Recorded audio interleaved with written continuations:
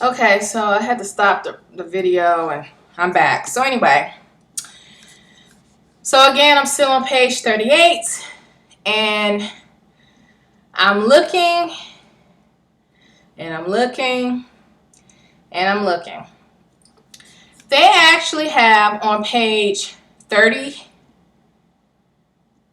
36 and 37 a breakdown of those with white and Indian mixed blood. It is a lot of people who have a lot of white blood in them. Okay? Now, I did also read that even though the numbers of Native Americans, after 1910 and things of that nature, before 1910 increased or kind of stayed the same, that didn't necessarily mean there was still a large amount of full-blood Native Americans. That was white folks with Native American blood, regardless of the percentage that were considered Native American. So I was like, interesting. Very interesting. It said, let me go. Let's see. I'm on page 31, just so you know. Proportion of mixed blood. And again, on page 38, they pretty much was like, okay, this is how many black folks with Native American blood. It's probably an understatement. It's probably more than that, but people didn't want to fess up to it. So, it says full blood and mixed blood Indians. The 13th census was the first at which any returns worthy of tabulation was secured as to the proportion of full bloods and mixed bloods in the Indian population. Table 12, which you can look at if you wanted to, with the link below. Table 12 presents a summary of the results of this inquiry. Okay?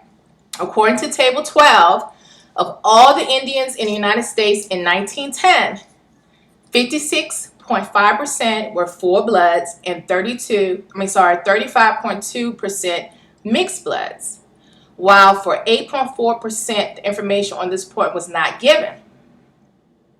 Really? I wonder why. Why was that not reported? You got me, right?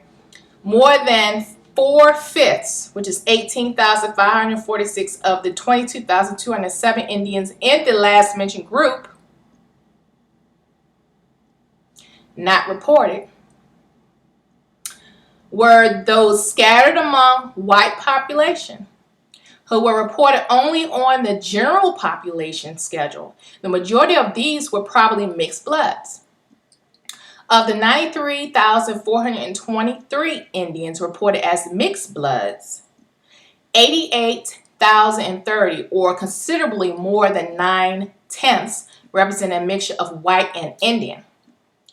2,255 of Negro and Indian, and 1,793 of white, Negro, and Indian, while 80 represented other mixtures, and for 1,265, the kind of mixture was not reported. Interesting. All right. So, I just wanted to point that out because they pretty much said that a lot of these mixed bloods were mixed with white, or they just didn't want to note that there was some black floating around in the blood. But at least it was documented.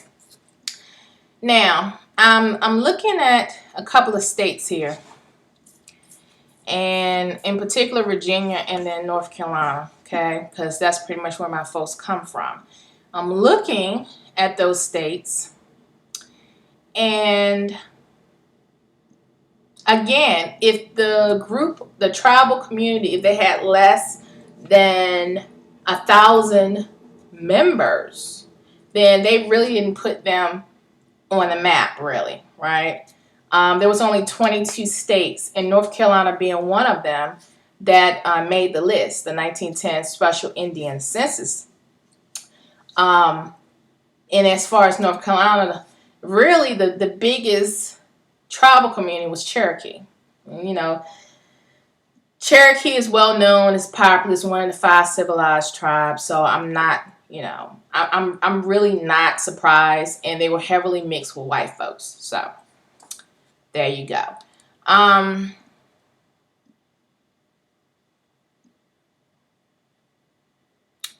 Let's see. I'm trying to see if there's anything else that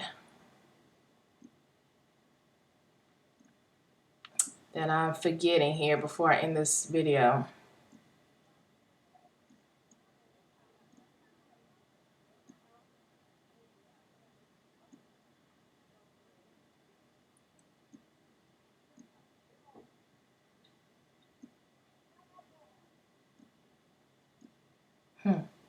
Okay.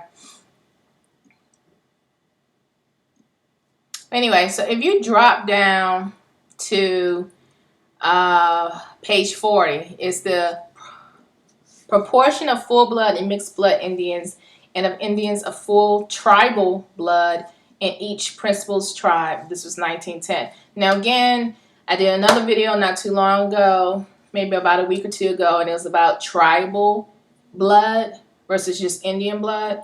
And this census actually breaks down if a person is pretty much Native American, but they have a mixture of tribal blood, like maybe 2 or 3 or even more than that mixed up in there. So they actually have a table here, or a barcode, bar chart here that kind of, roughly let people know which tribes had the most mixture and blah, blah, blah. So as far as full tribal, like not a whole lot of mixing with other tribes, Hopi at the time, 1910, pretty much was almost 100%. So, and then you go all the way down, and third from the bottom is Cherokee. I'm not surprised. I'm really not, because it is a very mixed, for the most part, tribal community. They have a lot of mixture, in particular, white folks, mixed all up in there. So that's well known. So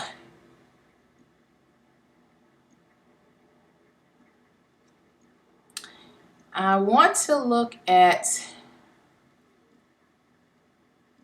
I think it was page, see if I can see what this is. County. Okay, this is what I want to say, and then I'm going to end this conversation.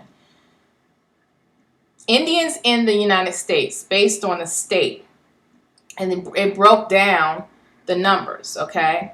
So it's not specifically those 22 states, like I mentioned before, that had at least 1,000 recorded members of the tribal community. They pretty much broke it down every state. So I'm looking at North Carolina first, and let me see what page it's on. It's on page 23. And again, it's population, Indian population of the different states by tribes. Okay. North Carolina, Catawba is 6. They recorded 6 people. Cherokee, they recorded 1,406. The Chippewa, they recorded 2. The Creek, they recorded 7. The Croton, they recorded 5,865, which the Crotons, I want to say they maybe renamed their community something else. I don't know much about that Native American community, and I'm not even going to try to speculate. And then get this, not reported tribal affiliation is 565 people. And this is in the state of North Carolina, again, back in 1910. As far as Virginia, Catawba, 4 people. Cherokee, 19. So there were Cherokee floating around in Virginia. I mean, I'm not surprised. Chickahominy, 115. Choctaw, 8. Mattapony, 1. I don't know how accurate that is. 1 person. Pamunkey, 83, Powhatan, 131, and not reported, get this, 178 people. That's significant. Now, if you drop down to page 25, you have Indian population of the United States by counties. Well, this is interesting because in certain counties in North Carolina is known for a heavy population of Native Americans. And I am going to drop down to the page where North Carolina is on and look at the counties. So this is page 28. Let's see.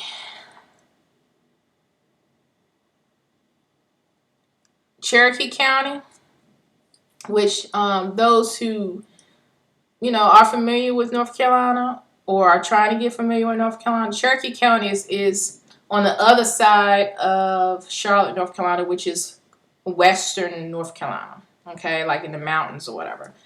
They have 30, looks like 31. Hold on, let me blow it up. Yeah, 31 in 1910. And in 1900, it was 37. And in 1890, it was 47. And again, remember, regular census records in 1890 were destroyed. So to have this, to reference 1890 census, that's interesting. And again, this is the state of North Carolina, and that was Cherokee County. So it was 47 people that were documented in 1890 in Cherokee County. And then 37 were documented in 1900 in Cherokee County, North Carolina, and 31 in 1910. Okay, Cumberland County, 1910 was 48, 1900 was only 1, and then 1890 was 28 people that were recorded. The question is, how do we jump from 28 in 1890 to 1 in 1900 to 48 in 1910? So that's interesting too. Graham County is 157 in 1910. So that's a significant amount of Native Americans in that county. Granville County didn't reference anything in 1910, didn't reference anything in 1900. And 1890, it referenced only 2 Native Americans. So yeah, that's interesting. Halifax County, North Carolina, didn't reference anything in 1910. However, it referenced only 1 in 1890. So in 1900 and 1910, didn't reference any Native Americans there. Now remember, Native Americans, they moved around, nomadic for the most part within the same state or the same region. They didn't necessarily just stay in one county. However, you drop down to Robeson County. Anybody knows anything about Native Americans in North Carolina, Robeson County is a very popular county. A lot of people know about Robeson County. Get this, in 1910, there was 5,895 Native Americans on paper. In 1900, there was 3,877. And in 1890, there was 174. So from 1890, 174, to 1910 to 5,895, that was a lot of Native Americans that either were born, which I doubt that was the case, or moved to this particular county. Another county that caught my attention was Warren County. In 1910, there was 24 Native Americans referenced on paper in this particular record. But 1900 and 1890, no record. Now, not saying they weren't there, but according to this census, they don't have any record here showing how many people that was in that county at that time. So again, that was based on county. Okay. Let's see. See if I can find out something else here before I end this here. Let's see. In Virginia, I don't know if I went to Virginia yet. Okay, well anyway, in Virginia, the counties, I'm just dropping down to the one that had the most in 1910. So in 1910, there was 180 documented Native Americans in King William County. I believe King William is on the other side of Richmond. I think it's the eastern side of Richmond. It's not in Richmond, obviously, but it's near Richmond. I want to say it's the Mattapony.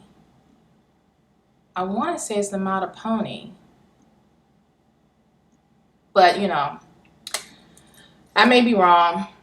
So in 1890, in King County, there was 137 Native Americans documented. In 1900, it was 152. And again, in 1910, there was 180. And that's the county that had the most documented Native Americans on this particular census. The next one in line was Charles City County in Virginia, 113 in 1910. Now get this, in 1890 there was only one. In 1900 they don't list a number, and then again in 1910 they list 113. So I thought that was interesting. Yeah, so, and again, you can look at it for yourself. You get an idea. Let's see if there's anything else that pops up.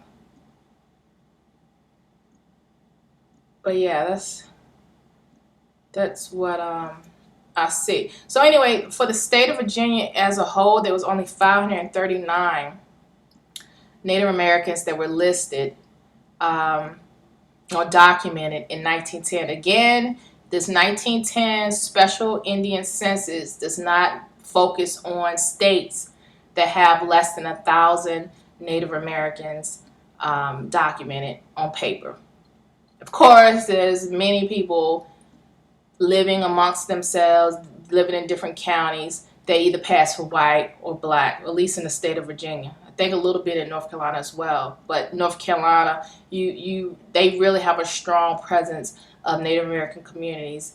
Some of them may be mixed up, primarily with white folks, but at the end of the day, the 1910 Special Indian Census recognized North Carolina as one of the 22 states that had had at least 1,000 Native Americans documented on paper. But Virginia had 539 in 1910. And in 1900 it was 354, and in 1890 it was 349. So, and one thing to remember, at least with Virginia and North Carolina, a lot of groups, they migrated back and forth, especially before the state borders were created. They migrated. So a lot of people in North Carolina originally were from the Virginia area, specifically Southern Virginia. And then they either moved back to North Carolina or they went up north. Some went to Ohio, some went to Pennsylvania, some went to New York State, and many went to Canada and were adopted into the Iroquois tribal community. Because, you know, where there's more people, there's more power. And so these little small tribes, in order to survive, they joined bigger tribes. So I'm going to end this video right now, but I thought it was just important to highlight a little bit more information in detail on how to find records for people like myself who have Black and Native American ancestry, and also for people in general who are having a hard time finding information for the census records 1890 due to the fire. But thank you so much, and you'll probably see more videos coming soon about this whole genealogy journey that many of us are going through. And it's just great that I'm able to find this information and to share it with you. Thank you so much. Thanks for watching. Be blessed. Bye-bye.